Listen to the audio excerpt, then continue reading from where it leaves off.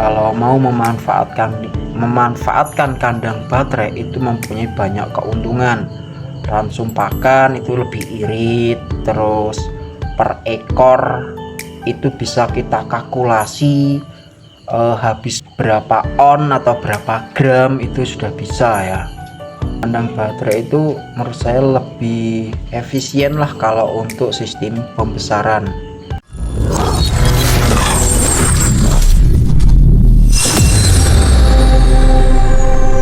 Assalamualaikum warahmatullahi wabarakatuh. Selamat sore ya teman-teman.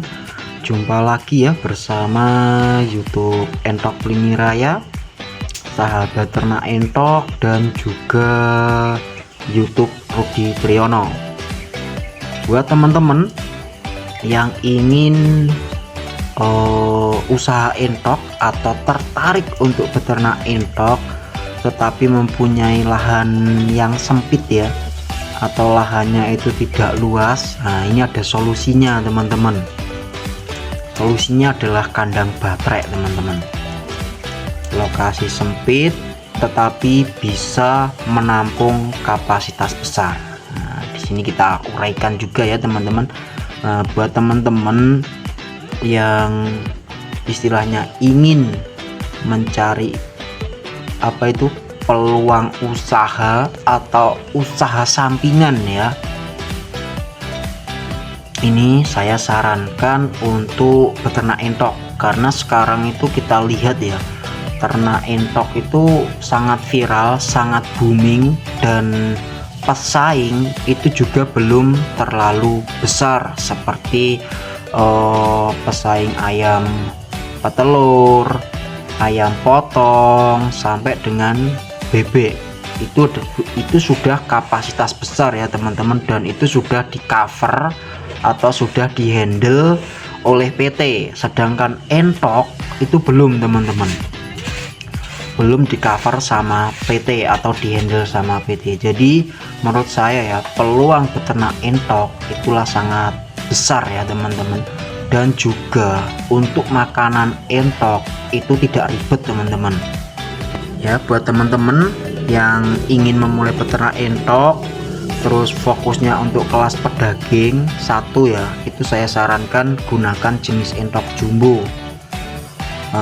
Meskipun jenis entok jumbo itu ada kualitas grade-nya yang terbagus ya, yang terbagus itu adalah kualitas grade A, terus yang sedang itu adalah kualitas grade B, dan yang paling bawah atau standar itu adalah entok jumbo kualitas grade C.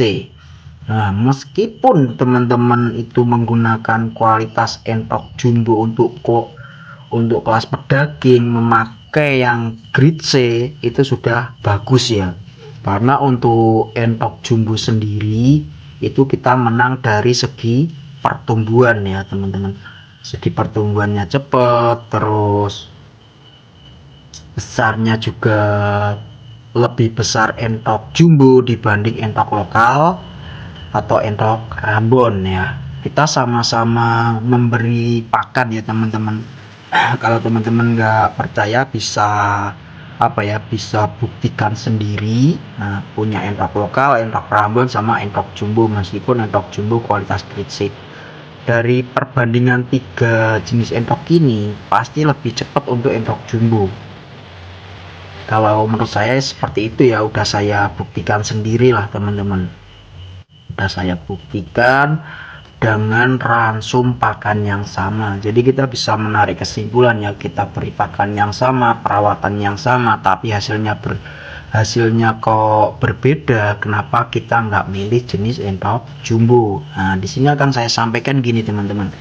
Buat teman-teman yang istilahnya fokus untuk kelas pedaging, menggunakan jenis entok jumbo itu kita 2 bulan atau maksimal 3,5 bulan itu udah bisa dijual. Tapi kalau untuk entok lokal atau entok Rambon mungkin waktunya agak lama ya teman-teman, mungkin 4 bulan itu baru bisa dijual, atau menunggu bulu sayapnya itu penuh. Nah, bulu sayap penuh itu setidaknya membutuhkan usia 3 bulan lah teman-teman. Itu untuk yang betina. Dan untuk yang jantan kadang 3,5 bulan atau 4 bulan baru penuh bulu ya. Jadi kalau untuk entok jumbo itu lebih cepat lagi pertumbuhannya teman-teman.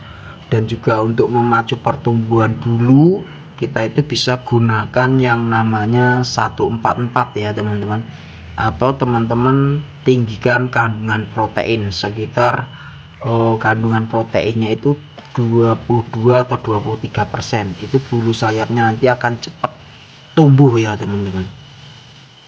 Nah terus ini ya, untuk ada perputaran terus ya teman-teman. Teman-teman itu harus minim itu harus punya sekitar 30 ekor ya teman-teman, atau 5 paket idealnya. Untuk idealnya itu 1 jantan 5 betina. Jadi untuk 25 ekor betina dan 5 jantan ya teman-teman, itu sudah bisa muter. Nah dengan catatan teman-teman jangan sampai jual DOE ya. Jadi teman-teman besarkan sendiri. Nah insya Allah perputaran untuk peternak entok itu bisa berlanjut ya, tidak terputus ya. Mungkin punya target 3 bulan 2 bulan itu bisa berurutan panennya, entah nanti teman-teman panen 1 minggu sekali atau 15 hari sekali, itu sudah bisa muter dan juga bisa entok makan entok. Jadi teman-teman kalau sudah jalan itu nggak perlu istilahnya ambil uang dari kantong teman-teman sendiri, cukup kita jual dari hasil entok untuk makan entok lagi, dan itu pun juga masih punya sisa teman-teman. Nah dan penjualan ada 3 opsi lah kalau untuk entok jumbo ya. Kita bisa jual ke jalur penghobi untuk materi yang bagus. Terus yang kedua bisa kita jual dengan sistem ekoran, bisa kita bawa sendiri ke pasar. Terus yang ketiga itu sistem kiloan. Nah, kalau ada di daerah teman-teman itu yang pengepul sistem kiloan, saya anjurkan gunakan sistem kiloan ya, itu lebih untung karena kita memacu untuk segi bobot. Terus gini teman-teman, itu tadi kan dari segi entoknya ya teman-teman, setidaknya teman-teman punya 5 paket atau 30 ekor ya, itu sudah bisa muter. Terus untuk sistem pembesarannya lah ini teman-teman bisa gunakan yang namanya itu adalah kandang baterai. Masuk kandang baterai itu di usia 25 atau 1 bulan itu bisa kita masukkan ke dalam baterai. Kandang baterai ini lokasinya meskipun teman-teman punya lahan sempit, tetapi bisa menampung kapasitas besar atau kapasitas banyak. Dengan ukuran baterai ya teman, per kotaknya itu teman-teman bisa buat lebarnya itu 28 atau 30 cm, tingginya itu cukup 40 ya teman-teman. Terus lebar ke belakang itu 50 cm kan. Kenapa kok harus dibuat 50 cm? Karena bentuk bentuk tubuhnya entok itu lebih besar daripada bebek atau ayam. Jadi untuk ke belakangnya ya itu dibuat 50 cm atau 55 cm lah, tapi minim 50 aja udah bisa teman-teman untuk satu kotak dengan ukuran itu tadi 30 cm lebarnya, tingginya itu 40 cm, terus panjang ke belakang itu 50 cm. Dengan per kotak ukuran seperti itu, meskipun lahannya sempit, itu bisa menampung kapasitas banyak. Itu kelebihan dari kandang baterai ya teman-teman. Terus untuk ransum pakan atau pakannya itu kita tidak perlu membutuhkan kandungan protein yang tinggi, itu nggak perlu teman-teman. Nah cukup dibuat kandungan protein 12 sampai 15% itu udah cukup, itu sudah bagus sekali ya. Kenapa kok saya bilang bagus untuk sistem pembesaran?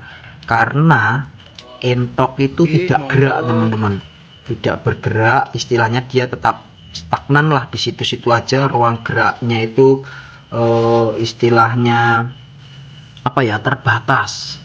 Jadi apa itu teman-teman, yang namanya energi itu tidak terbuang percuma, jadi sehingga bisa membentuk bobot dan juga bisa membentuk pertumbuhan yang lebih cepat lagi teman-teman.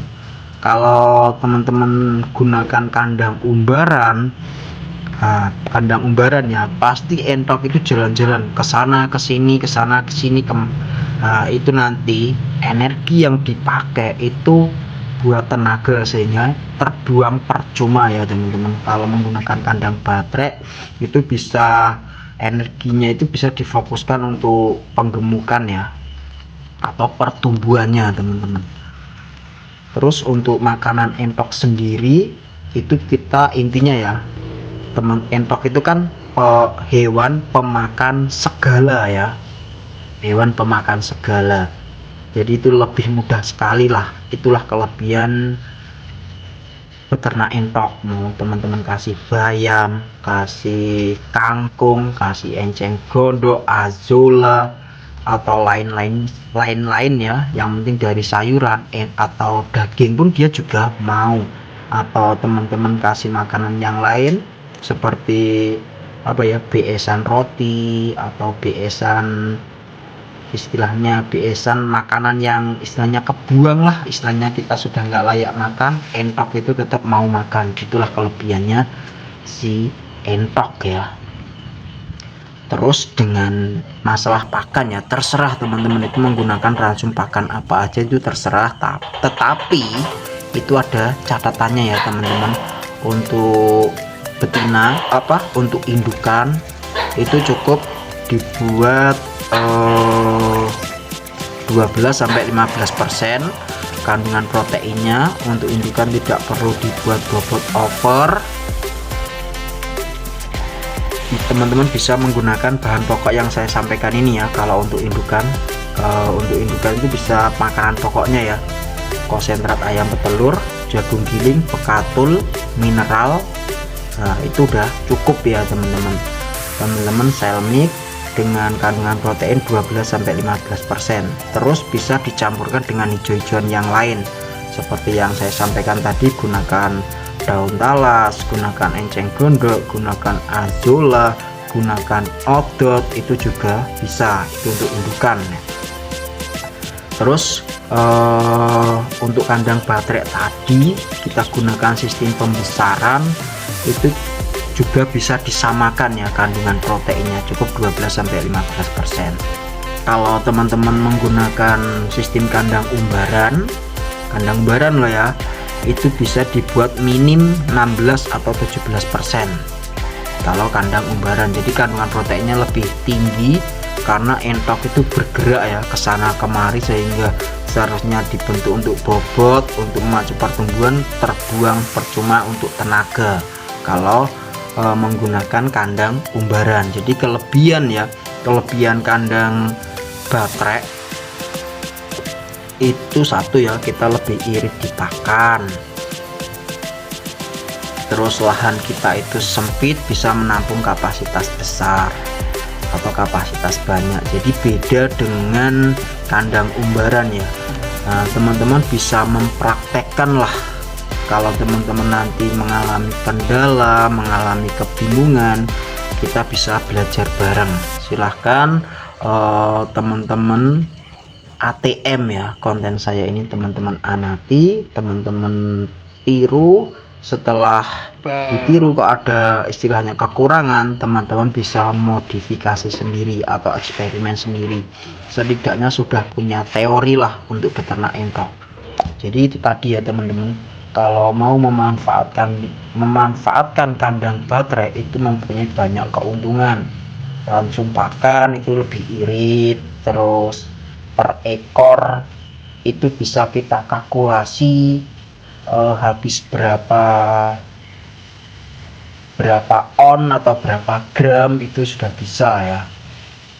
Gunakan kandang baterai itu menurut saya lebih efisien lah kalau untuk sistem pembesaran. Jadi silahkan teman-teman praktekkan sendiri ya. Mudah-mudahan konten yang saya sampaikan ini bisa bermanfaat. Lain waktu kita sambung lagi ya teman-teman. Sekian, wassalamualaikum warahmatullahi wabarakatuh.